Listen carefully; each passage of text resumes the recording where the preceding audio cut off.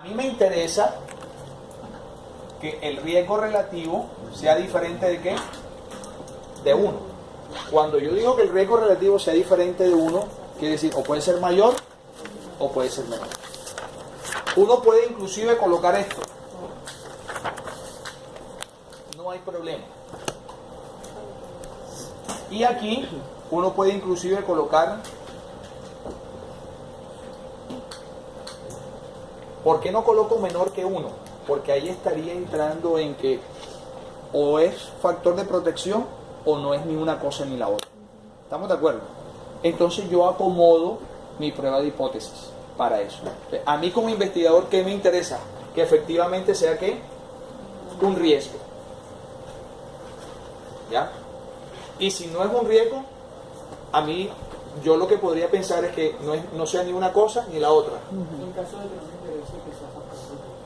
No es que a ti no te va, o sea, tú no vas a, realmente estas pruebas o lo que tú estás investigando no es factores de protección, son factores de riesgo. Exacto. O sea, tú tienes una enfermedad y no vas a buscar, no, los que se toman la vitamina C y los que no se toman la vitamina C.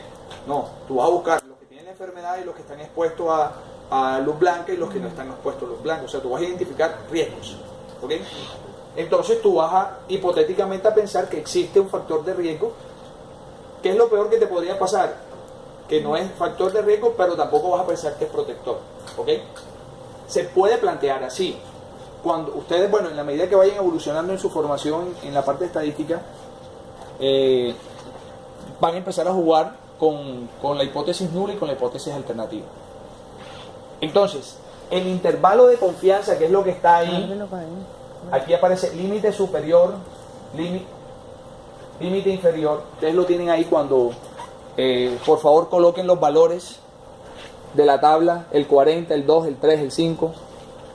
Y eso enseguida le va a botar el valor del riesgo relativo y le va a botar el límite inferior y el límite superior. ¿Cuál es lo ideal?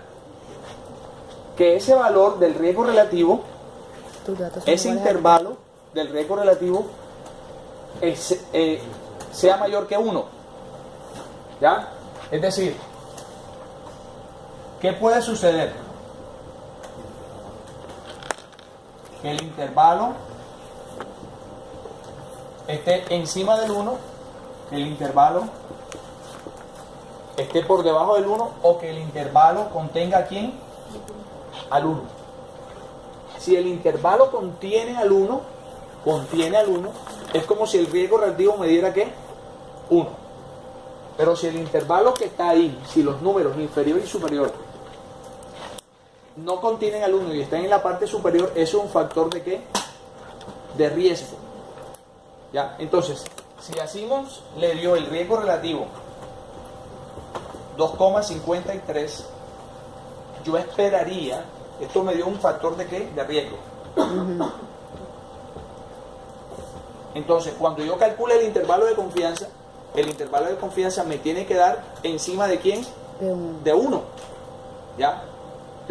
Cuando yo calcule el riesgo relativo y el riesgo relativo me dé mayor que 1, el intervalo de confianza me debe dar encima del 1. Y fíjate que me da encima del 1, 1,03 y 6,22.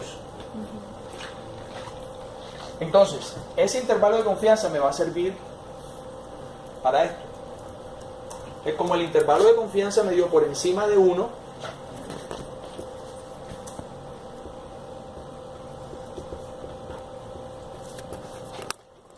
de confianza. No contiene al 1. Y su extremo no contiene al 1 y se encuentra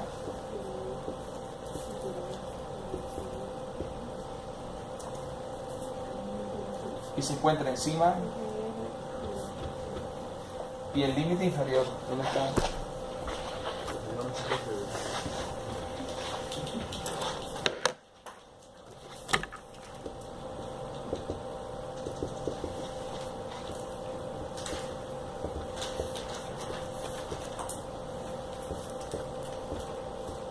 ¿Cuál es el límite inferior? 1,03.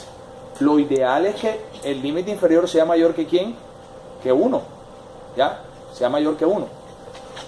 Entonces, como el intervalo de confianza no contiene al 1 y el límite inferior es mayor que este, entonces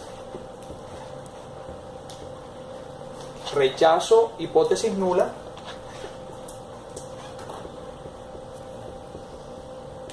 y acepto que el factor de riesgo bueno, ahí coloco, ¿cuál sería el factor de riesgo? Que no usar elementos de protección. y acepto que no usar elementos